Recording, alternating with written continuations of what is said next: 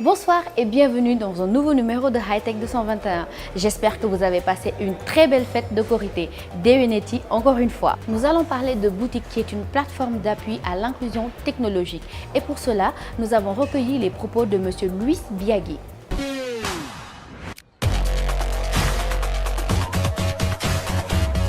Boutique, c'est une plateforme d'appui à l'inclusion technologique. C'est une plateforme qui va être axée sur qui va travailler sur trois axes, à savoir aider les entreprises à pouvoir entamer leur transformation digitale, à savoir en fait à imaginer à être sur de nouveaux créneaux, à étendre leur modèle économique et à pouvoir améliorer leurs activités en y intégrant au maximum la technologie. Ça, c'est le premier aspect. Le deuxième aspect, c'est de pouvoir permettre aux entreprises de l'écosystème STIC de pouvoir trouver un marché, de pouvoir écouler leurs produits.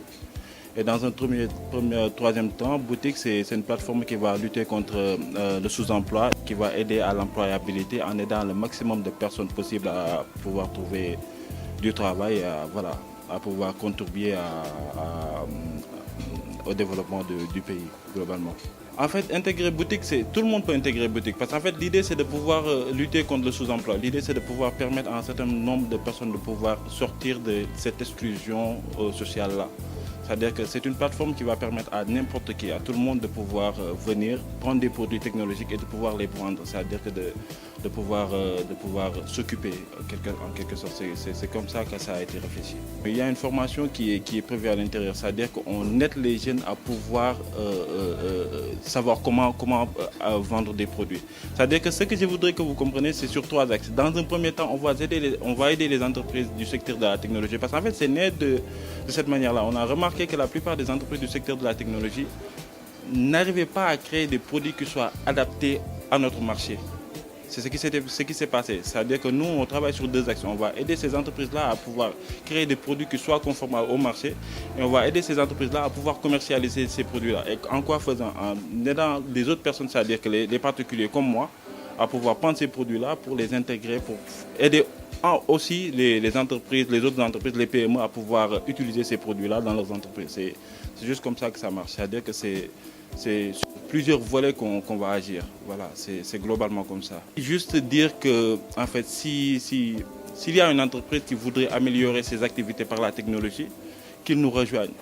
S'il y a une entreprise qui souhaite écouler ses produits technologiques, qui a des produits prometteurs, qu'il souhaite avoir accès au marché, qu'ils nous rejoignent. Et s'il y a des jeunes qui veulent être des super-héros, des gens qui veulent contribuer au développement de notre pays et qui veulent quitter cette exclusion sociale-là, qu'ils nous rejoignent. C'est globalement ça. Au Sénégal, nous avons aussi une société qui aide à développer les objets connectés comme à l'étranger. Et pour en parler avec nous, M. Ousmane Sarr de Sika Technologies.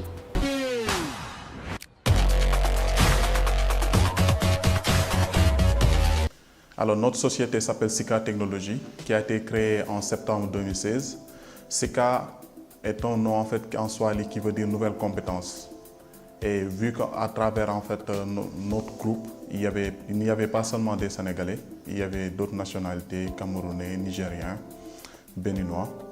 C'est dans ce sens en fait que nous avons pris vraiment un nom qui portait l'Afrique et qui se ressemblait en fait par rapport à nos différentes cultures. Et Sika veut dire nouvelle compétence. Par rapport à la technologie que nous prenons, qui est l'Internet des objets, qui est une nouvelle compétence, qui est de la nouvelle technologie. Et c'est avec ça que nous avons appelé nos structures Sika Technologies. À travers l'Internet des objets, accompagne les entreprises à développer des systèmes d'objets connectés. Je donnerai un exemple. Au sein de l'entreprise, il peut y avoir en fait des objets qui peuvent améliorer la productivité, qui peuvent permettre à l'entreprise d'économiser de l'énergie. Comme par exemple, automatiser les lampes, automatiser les climatiseurs, de telle sorte que s'il n'y a pas de présence au niveau du bureau, que les clims s'éteignent. Connaître le niveau de performance de chaque individu qui permettra vraiment derrière à l'entreprise de pouvoir améliorer sa productivité. Nous faisons aussi de la formation certifiante aux étudiants qui veulent se lancer dans le domaine des objets connectés à réaliser des objets connectés, à savoir dans le domaine de l'agriculture, un système d'irrigation intelligent, dans le domaine de la domotique, une maison intelligente, automatiser les lampes, mettre un garage intelligent, mettre en place un système qui permet vraiment de pouvoir automatiser les équipements qui sont au niveau de la maison. Nous faisons aussi de l'intégration et nous créons aussi des services qui sont typiquement africains et qui sont adaptés à nos besoins. Notre produit phare s'appelle Sama Parking.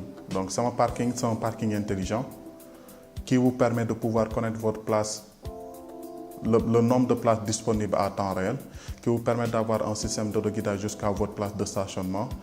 Et vous avez derrière un système automatisé où vous pouvez payer, réserver votre place à distance, mais aussi garer votre place, avoir une mainmise sur votre place de stationnement. Et vraiment, en fait, la problématique que nous voulons mettre derrière, c'est le désengorgement au niveau en fait, des villes.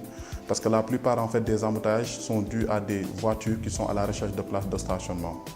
Et nous voulons vraiment l'implémenter au Sénégal. Nous avons commencé à faire les démarches pour la mettre au niveau de la place de l'Indépendance, si possible au niveau de Diamniadio, qui est vraiment une ville intelligente.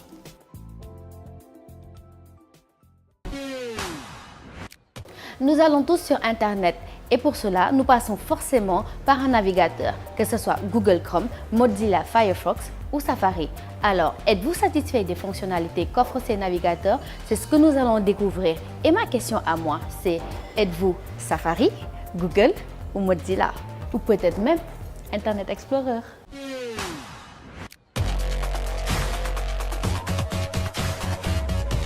Un navigateur Internet est un logiciel informatique qui permet à un utilisateur d'accéder à l'Internet. Il y a un moteur de rendu visuel qui interprète l'HTML contenu dans une page Internet. Pouvez-vous nous donner la définition d'un navigateur Internet? Un navigateur Internet, à mon avis, est un site ou bien un logiciel qu'on installe pour faire des recherches sur Internet. C'est plutôt un site sur Internet qui nous permet de naviguer sur le web. Un navigateur Internet est un logiciel informatique permettant de consulter des pages web. C'est un logiciel informatique qui permet de surfer sur Internet, de faire certaines recherches, ce dont nous avons besoin. Le navigateur Internet est un logiciel vous permettant d'afficher des sites Internet, télécharger des fichiers et faire des recherches. Internet Explorer est le navigateur par défaut de Windows, mais il en existe d'autres comme Firefox, Google Chrome, Opera et Safari, chacun ayant ses propres fonctionnalités. Ils sont tous gratuits et téléchargeables sur Internet. Combien de navigateurs connaissez-vous? J'en connais 3. Google Chrome, Firefox et Internet Explorer. Safari, Firefox aussi. Bon, il y a Google Simple, il y a Google Chrome, il y a aussi Opera. Lequel des navigateurs utilisez-vous? Moi, j'utilise Google Chrome. Bon, j'utilise Google Simple. J'utilise la plupart du temps le Google Chrome. Par rapport aux fonctionnalités, c'est les fonctionnalités que je maîtrise le plus. Aussi, surtout par rapport à la fluidité, mais aussi il y a moins de cookies selon moi. Et à chaque fois, j'ai toutes les informations que je recherche. C'est plus bénéfique pour nous les élèves car la plupart des recherches que nous proposent les professeurs à l'école, nous les trouvons là-dedans. J'utilisais avant Firefox, Internet Explorer, mais c'est un peu long à mon avis. Notre souci n'est pas de savoir quelles fonctionnalités offre chaque navigateur à l'utilisateur. Elles sont multiples et variées, mais plutôt comment chaque navigateur rend à l'écran le site développé. Êtes-vous satisfait des fonctionnalités? Je vais dire oui à 70%. On n'est jamais satisfait totalement de tout ce qui vient d'Internet, mais quand même, voilà. Oui, à 100%. Je suis plus satisfait avec Google Chrome que les autres navigateurs. Mais à chaque fois que j'ai besoin d'une information et que je tape sur Google Chrome, j'ai une entière satisfaction ou bien il me renvoie à d'autres sites. Toutefois aussi, il peut y avoir un manque. Donc on peut dire que bon, ça va, c'est avantageux. Malgré les standards instaurés, un site peut s'afficher de fort mauvaise façon chez un utilisateur si l'on n'a pas pris un maximum de précautions. Au cours du développement d'un site web, il faut donc tester la réalisation sur plusieurs navigateurs. Basile nous a toujours habitués à avoir des invités exceptionnels et de renommée internationale. Alors aujourd'hui, nous allons découvrir ensemble qui est le guest de Basile.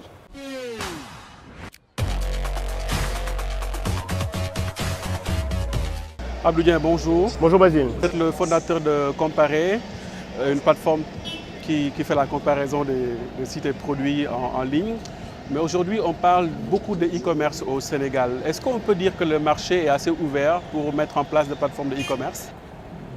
Marché ouvert tant que l'offre et la demande restent, tant que l'offre est présente, la demande peut être là également. Hein, en matière de vente, on dit que le soleil brille pour tout le monde.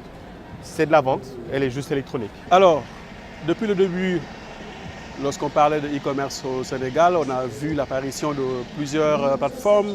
On parlait de Jumia, on peut parler d'Africa Shop, on parlait d'autres qui ont disparu. L'idée de cette interview aujourd'hui, c'est le fait que beaucoup de gens pensent que le e-commerce ne marche plus. D'autres viennent, d'autres ferment. Vous, en tant que spécialiste dans ce domaine, qu'est-ce qui ne marche pas dans le domaine du... Alors, je disais tout à l'heure, évidemment, que le soleil brille pour tout le monde. Reste à savoir qu'est-ce que vous allez vendre.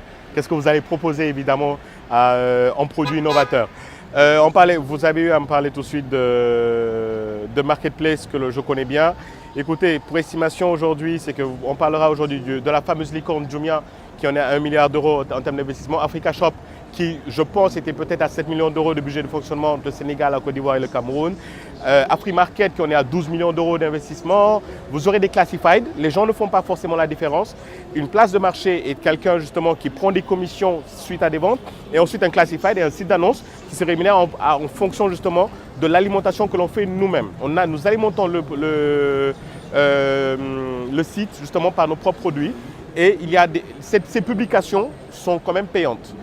Alors, ce qui se passe, c'est que le marché, on parle de maturité. L'Afrique est présente. L'Afrique est le nouvel Eldorado. Maintenant, est-ce que les gens ont bien compris ce qui va se passer aujourd'hui? Quels sont les défis du e-commerce? Beaucoup de gens croient que ce sont les maigres bénéfices de 5 000 francs sur la vente d'un device, d'un téléphone, qui peuvent faire payer les charges salariales, les charges locatives et tout ce qui est charges fixes. Vous aurez 5 000 francs en vendant un téléphone X. Vous devrez livrer ce téléphone, amortir le scooter, payer la RH qui va livrer, payer du carburant. Pensez-vous que c'est ça le business du e-commerce? Non. C'est quoi selon vous? Vous avez beaucoup de choses derrière. Il y a beaucoup de choses que l'on ne dit pas forcément. Une des choses justement que je peux déclarer publiquement, c'est que, alors, on a souvent parlé de ce fameux rapport de McKinsey, Lions Go Digital. En novembre dernier, il y a eu le Lions are still on the move. Ce qui va se passer, c'est qu'en fait, selon eux, à horizon 2025, l'Afrique, justement, 45% du continent africain aura en 18 et 25 ans. Ce que l'on fait aujourd'hui, c'est simple. Basile, projetez-vous. Vous avez, dans 7 ans, avez-vous un neveu qui a 11 ans aujourd'hui? Que fait-il quand vous lui remettez votre smartphone? Il est soit sur Facebook, sur les réseaux sociaux, en train de regarder des... Dans 7 ans, justement à l'âge de 18 ans, il sera forcément digital. Il consommera digital. Il se vêtira. Il s'équipera par digital. Il aura voyagé, à commander justement ses repas. Et ensuite, les wallets sont là. Il devra payer par le digital. Nous sommes, nous, la génération sacrifiée du e-commerce. Parce qu'on est tout le temps dans une logique de customer education par rapport justement à les gens de notre génération. Nous oublions, nous sommes des hybrides en fait. Un coup, vous appellerez directement sur le téléphone parce que vous aurez la paresse de regarder toute une marketplace entière. Et un coup, vous irez directement peut-être chez un vendeur. Eux sont déjà formatés pour tout faire en ligne. C'est un business qui prend du temps. Il faut savoir être patient. Et il y a également le fameux or noir. Oui, mais oui, l'or noir, qu'on parle de données, etc., que les gens ne comprennent pas souvent. Est-ce qu'il y a une liaison entre ces données-là et le e-commerce dont on parle aujourd'hui? Parce que je pense qu'il est bon de faire quand même la différence, de donner une définition du e-commerce, de savoir quels sont les sites qui font du e-commerce et les sites qui font du listing. Ça, je pense que c'est important aujourd'hui pour la connaître. Ce qui se passe, c'est que vous aurez en réalité, qui sait, je vais parler tout simplement, qui sait construire un vrai site, mais plein de mouchards sur ce site-là. Aussi simple que ça. Chaque action est regardée. C'est simple. Prenons un cas basique. Quand vous rentrez dans un site, vous avez l'impression en sortant de ce site que ce site vous suit partout. Ou qu'il vous revient 30 jours après, toujours sur la même catégorie de produits que vous cherchiez, en vous proposant des produits similaires sur d'autres sites. On vous suit. Chaque action que vous ferez, sans laisser même votre ID, votre adresse IP, nous pouvons nous amuser et vous suivre ensuite partout. C'est une des choses justement que l'on peut dire. C'est juste du retargeting aujourd'hui qui peut me servir justement à différents autres annonceurs aujourd'hui. Aussi simple que ça. Maintenant, parlons aujourd'hui du business model. Certains sont patients, d'autres ne le seront pas. Aussi simple que ça. Personne n'est abrimé. La seule chose que je peux faire et que je peux conseiller aujourd'hui à nos jeunes locaux, allez juste sur le sud-nord. Aussi simple que ça. Ne pas simplement se limiter ici. Non, c'est que se limiter à un marché de même pas 12 millions d'habitants, 14 millions de Sénégalais, combien sont connectés. On parle beaucoup aujourd'hui de trucs, de connexion, mais non, c'est juste à des fins sociales. Combien aujourd'hui peuvent acheter, savent acheter et ont confiance justement pour attendre ensuite une livraison ensuite à domicile pour pouvoir payer. Non, il n'y a pas de frontières. C'est le jeu aujourd'hui. Nous n'avons plus de frontières. Si jamais aujourd'hui, j'ai eu l'occasion de voir beaucoup de sites très bien faits qui vendent des produits locaux. On parle beaucoup de Made in Sénégal. Oui, mais pourquoi? Pour faire consommer Sénégal. Moi, un djembé, vendez-le aujourd'hui en Asie à 500 € de francs CFA. N'ayez pas peur. Les gens ont peur, je ne comprends pas, de faire du sud-nord, alors qu'ils peuvent aujourd'hui. Vous avez parlé de sites. Est-ce qu'il y a des caractéristiques pour dire que ça, c'est un vrai site e-commerce? Oui, tant que le panier est là, hein, on parle aujourd'hui de transactions, donc de e-commerce. Maintenant, reste à voir la qualité aujourd'hui par rapport aux options de retargeting, au SEO, XYZ options justement qui sont à l'intérieur. Alors, juste un conseil, hein, si vous pensez, si votre temps de rebond est énorme, juste pour les développeurs, installez hotjar.com. Vous saurez, vous observerez en live du vidéo recording aujourd'hui de tous vos gens, de tous vos visiteurs et vous saurez s'ils comprennent votre site. Mais est-ce que ce n'est pas aussi cette mauvaise connaissance d'une plateforme e-commerce aussi qui pose souvent problème au niveau du Sénégal quand on parle de e-commerce? Everyone has to play his own position. Simple. Si vous savez, faites-le. Si vous hésitez, si vous tâtonnez, je conseille d'aller peut-être sur autre chose. C'est juste un conseil après. Abdou Dieng, merci. Merci à vous. Tu n'as pas pu avoir le temps de tout développer, mais on aura l'occasion de refaire une autre émission. Il n'y a pas de souci. Pour nous expliquer un peu plus les e-commerce au Sénégal, qu'est-ce qui marche, qu'est-ce qui ne marche pas. Il faut dire la vérité aux jeunes. C'est tout ce qui importe. En tout cas, merci beaucoup. Merci à toi, Basile. Merci. Êtes-vous au courant qu'on peut vacciner une clé USB? Et oui, dans Hightech 221, vous allez tout voir et tout entendre.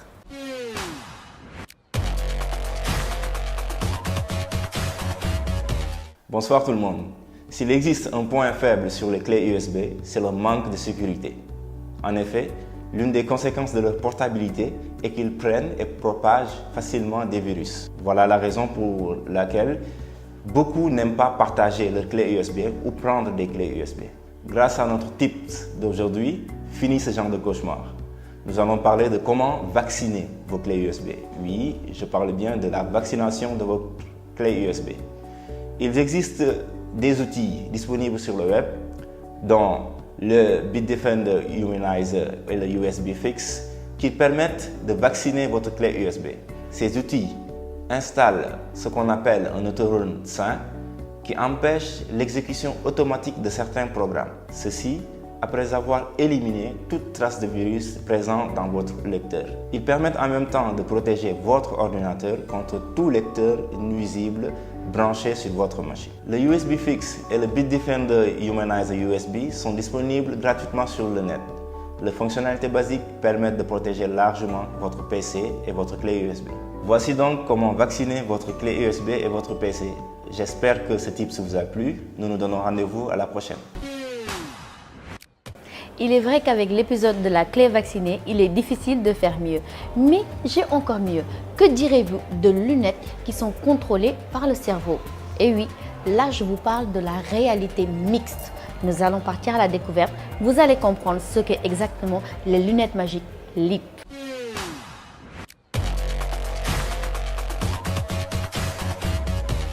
On tient peut-être là les lunettes connectées ultimes. Depuis 2014, Ronnie Abovitz promettait un modèle révolutionnaire basé sur la réalité mixte.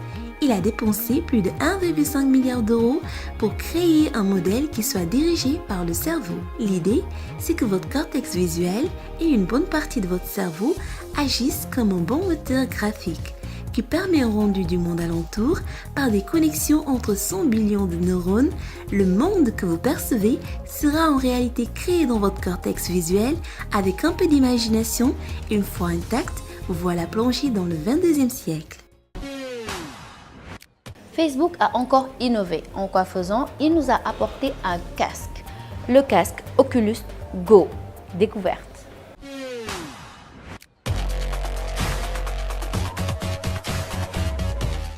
Pas besoin de PC ou de smartphone pour faire fonctionner le nouveau casque de Facebook.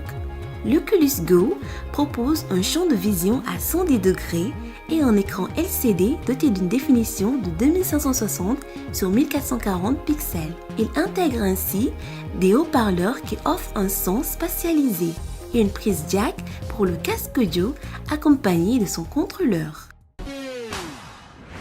Hightech 221, c'est fini pour ce numéro. J'espère que vous avez apprécié en tout cas ce numéro. Pour ma part, je vous souhaite de passer une excellente fin de soirée et bonne reprise.